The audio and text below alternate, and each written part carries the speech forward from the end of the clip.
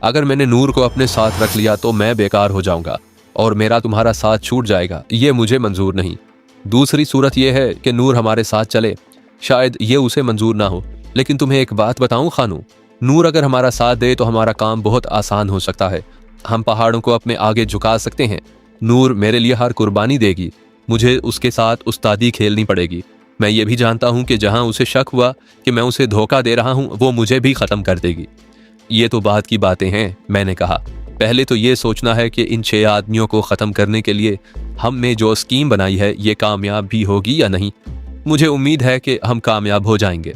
अहमद अली ने कहा, अगर कुछ गड़बड़ हो गई तो हमारे पास राइफलें हैं, हम इन 6 आदमियों को ख़त्म करके भाग जाएंगे। फिर नूर या पुलिस हमारे पाँव की गर्द को भी नहीं पहुंच सकेगी। मेरी कोशिश ये होगी कि मैं नूर को धोखा ना दूं। सूरज निकल आया था। अहमद अली ने कहा कि आओ तुम्हें अपना गांव दिखाऊं। हम छुपते छुपाते दरख्तों और झाड़ियों से ढकी हुई एक बुलंद टीकरी पर चढ़ गए। तकरीबन 1 मील दूर टीकरियों में घिरा हुआ एक गांव नजर आया। वो कोई इतना बड़ा गांव नहीं था। मैंने अहमद अली से पूछा कि उसका घर किस तरफ है। उसने कोई जवाब ना दिया। मैंने देखा उसकी आंखों में आंसू थे। इंसान कितना ही दलेर और बहादुर क्यों ना हो, जज्बात उमड़ते हैं तो उसे कमज़ोर इंसान बना देते हैं। अहमद अली ने मेरी तरफ देखा और बोला, अगर एक नवाब अपनी हवस का परस्तार ना होता तो मैं आज कातिल और डाकू ना होता। आज मैं अपने गांव में अजनबी हूँ। इस गांव की हर लड़की मुझे अपनी बहन लगती है। इस गांव को मैली आंख से देखने वालों की मैं आंखें निकाल दूंगा। टीकरी के साथ साथ नीचे एक आदमी आ रहा था। अहमद अली ने उसे पहचान लिया। कहने लगा कि हमारा एक साथी तो आ गया। उसने मुंह से विसल बजाई। उस आदमी ने ऊपर देखा। अहमद अली ने इशारा किया कि आगे चले आओ। हम भी टीकरी से उतरने लगे और उस आदमी को रास्ते में जा लिया। अहमद अली ने उससे पूछा कि बाकी लोग कब आएंगे। उस आदमी ने बताया कि थोड़े थोड़े वक्फे से सब आ जाएंगे। हम उस जगह जा बैठे जहां हमें बैठना था। एक और आदमी आ गया, फिर एक और आ गया। इस तरह आध पौन घंटे के अंदर अंदर हमारे पास 10 आदमी आ गए। सुनो मेरे दोस्तों, ज्यादा लंबी चौड़ी बातें करने की क्या जरूरत है। तुम्हें मालूम है कि हमें क्या करना है और क्यों करना है।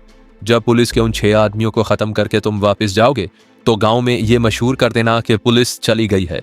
अहमद अली ने एक आदमी की तरफ इशारा करके कहा, तुम अब गांव में जाओ और पुलिस के उन आदमियों से कहो कि तुमने हमें देखा है। मेरे इस दोस्त का हुलिया बयान करना, ये भी कहना कि दोनों के पास राइफलें हैं और दोनों गहरी नींद सोए हुए हैं। तुम उनके साथ आना। अगर वो इस फंदे में आ गए तो समझो हमारा काम हो गया। बाकी तमाम आदमी ये गौर से सुन लो कि हम पुलिस के उन तमाम आदमियों को ख़त्म कर गुजरें तो तुम में से 2 आदमी पुलिस स्टेशन चले जाना। तुम्हें मालूम है कि पुलिस स्टेशन 6-7 मील दूर है। वहाँ खौफ से कांपते हुए और हकलाई हुई ज़बानों से कहना कि तुम दोनों जंगल में से लकड़ियाँ काट कर अपने गाँव को आ रहे थे तो एक जगह बड़ा ही ज़्यादा शोर शराबा सुना। तुम एक टीकरी पर चढ़ गए और नीचे बड़ा खौफनाक मंजर देखा।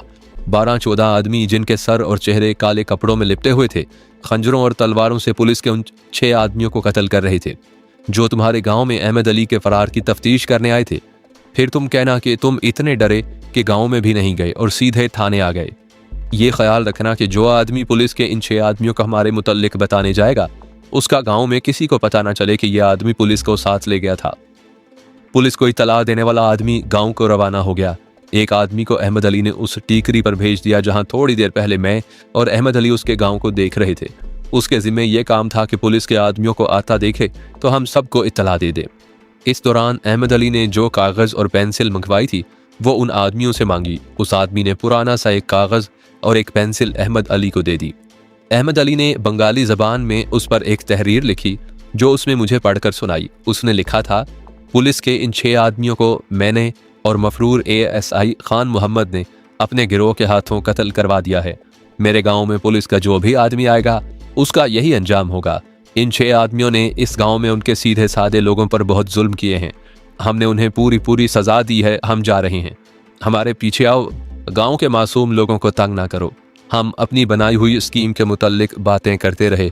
बहुत सा वक्त गुजर गया। वो आदमी जिसे हमने टीकरी पर बिठाया था दौड़ता आया और उसने हमें बताया कि पुलिस आ रही है। स्कीम के मुताबिक गांव के सारे आदमी फौरन ही झाड़ियों और ऊंची घास के पीछे बिखर कर इस तरह छुप गए जैसे यहाँ कोई आदमी नहीं। मैं और अहमद अली राइफलों में राउंड डालकर उस जगह के करीब बैठ गए जहां पुलिस को आना था। फिर पुलिस के 6 आदमी ऐन फंदे में आ गए। मैं और अहमद अली यकलख्त उठे और राइफलों की नालियां उनकी तरफ करके खड़े हो गए। हमने सबसे पहले तो ये देखा कि उनके पास हथियार क्या हैं। उनमें एक सब इंस्पेक्टर था जो हिंदू था। उसके पास रिवॉल्वर था जो उसने हाथ में ले रखा था। एक हेड कांस्टेबल और 4 सिपाही थे।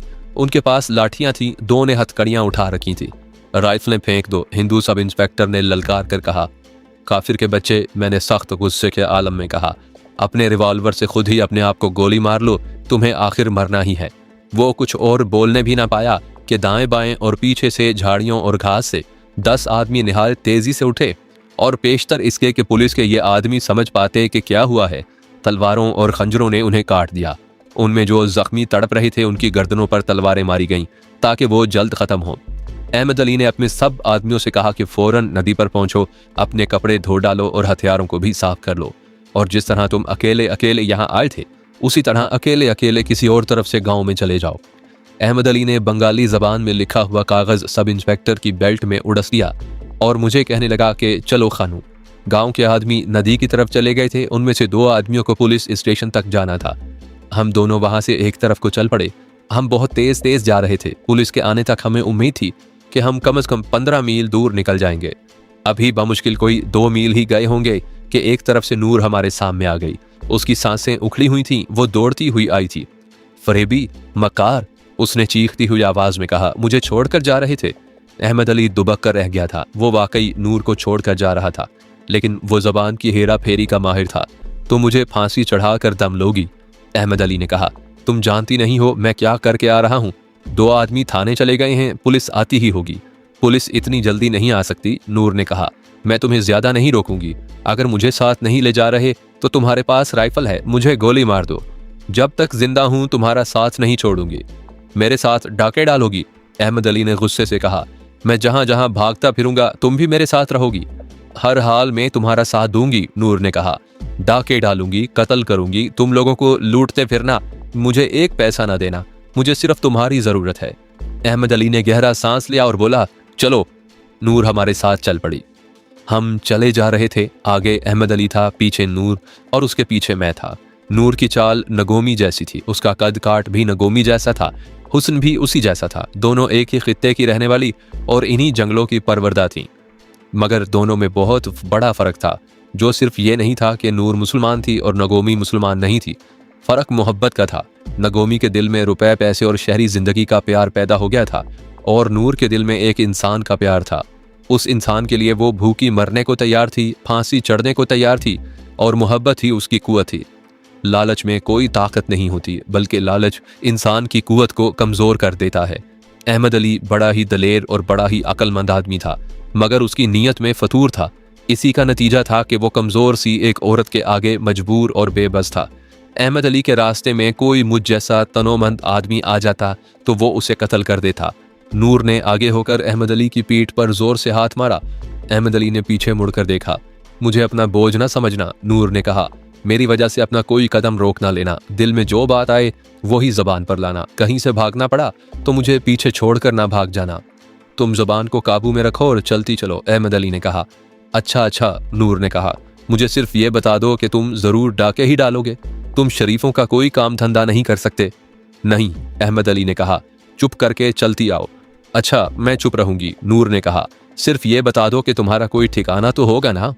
मैं तुम्हें जंगलों में रखूंगा, अहमद अली ने कहा। अब समझो, बाकी उम्र जंगलों में ही गुजरेगी। अच्छा, अब नहीं बोलूंगी, नूर ने कहा। सिर्फ ये बता दो कि वो सुन नहीं रही थी, बोले जा रही थी।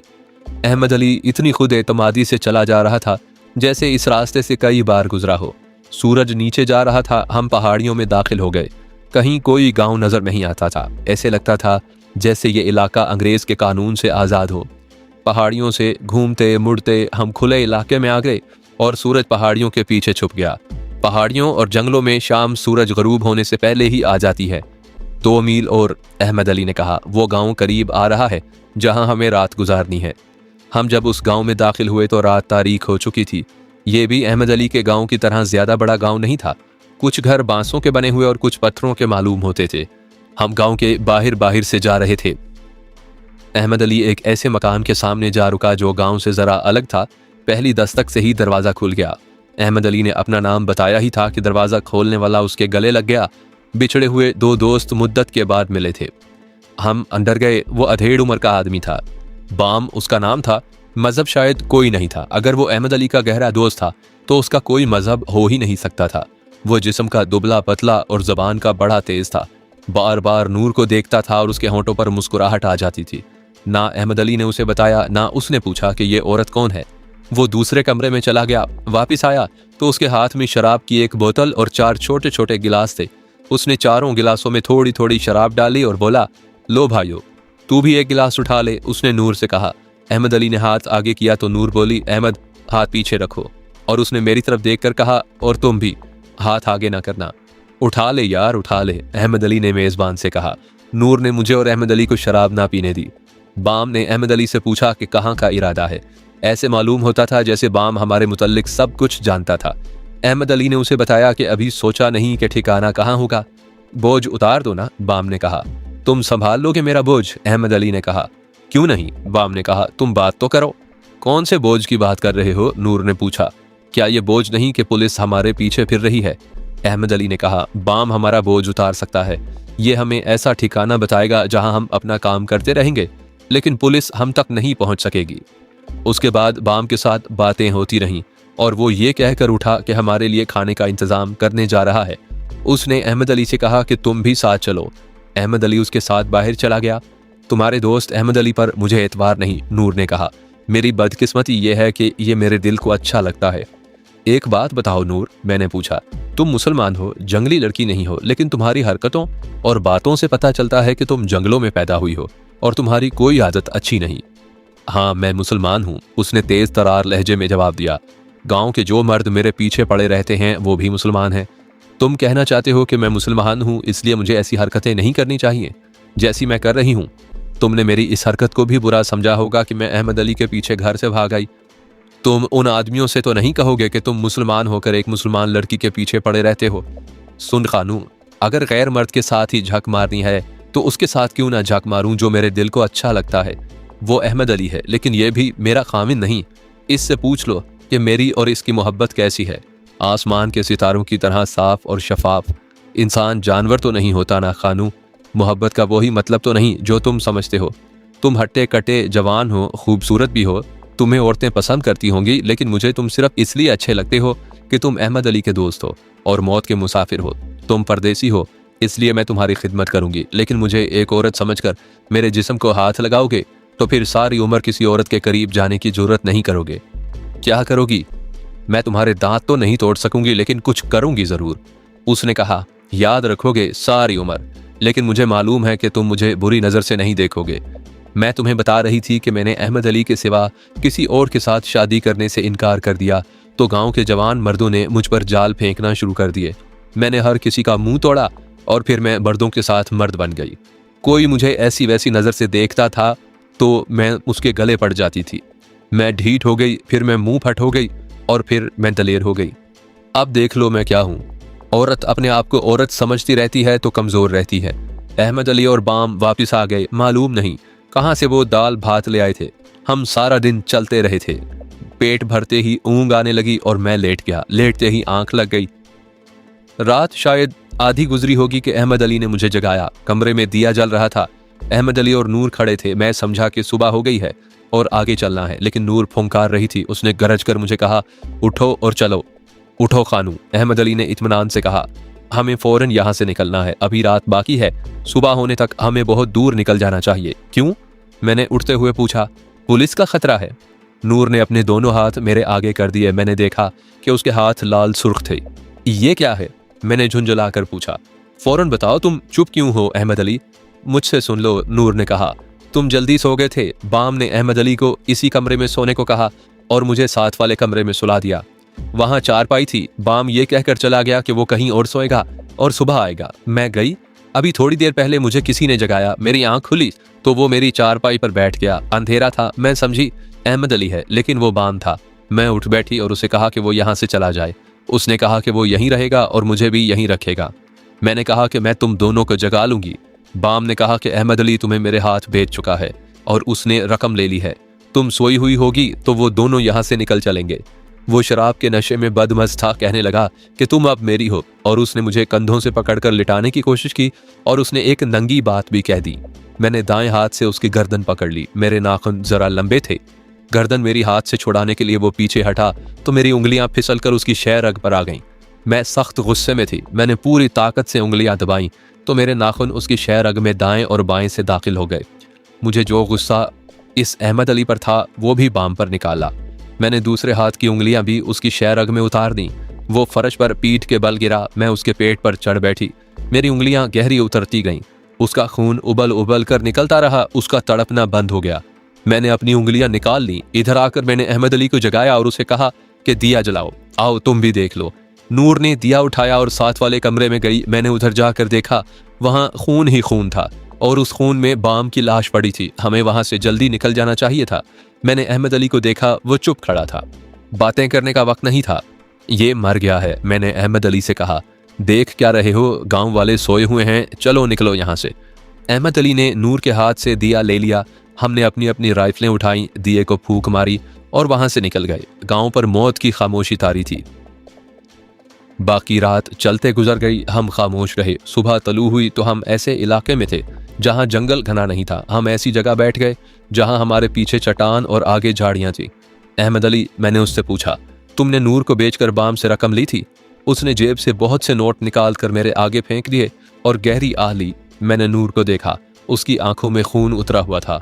वो अहमद अली को कहर भरी नजरों से देख रही थी। अहमद अली, मैंने कहा, तुम मुझे भी धोखा दे सकते हो। तुमने इसकी मोहब्बत की कदर नहीं की तो मुझे तुम क्या समझते हो? वो खामोश रहा। जवाब दो अहमद, नूर ने चिल्लाकर कहा। तुमने मेरे साथ ये सलूक क्यों किया? तुमसे पीछा छुड़ाने के लिए, अहमद अली ने कहा।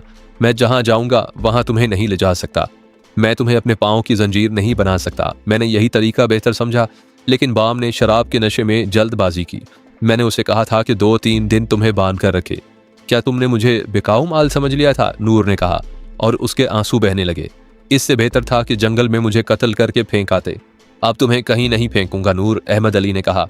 मैं सोच भी नहीं सकता था कि तुम कत्ल भी कर सकती हो। अब सुनो, मैं कहाँ जा रहा हूँ। मैं एक डाकू बनने जा रहा हूँ। तुम जानती हो क्यों? मुझे अपनी बहन का इंतकाम लेना है। खानू के बाप के खून का इंतकाम लेना है। मैं इसके सिवा कुछ भी नहीं सोच सकता। अगर तुम मुझे कहोगी कि शरीफों की जिंदगी बसर करो तो मुझ पर कोई असर ना होगा। अगर मेरा साथ दे सकती हो तो मेरे साथ चलो। लेकिन कहाँ? मैंने झुंझला कर पूछा। हमारा सफर कहाँ खत्म होगा? थोड़ी दूर और खानू, उसने कहा। मैं एक उस्ताद के पास जा रहा हूँ। वो हमें हमारी मंजिल बताएगा, फिर हमारा ये सफर खत्म हो जाएगा। उठो और चलो। हम एक और मंजिल की जानिब चल पड़े।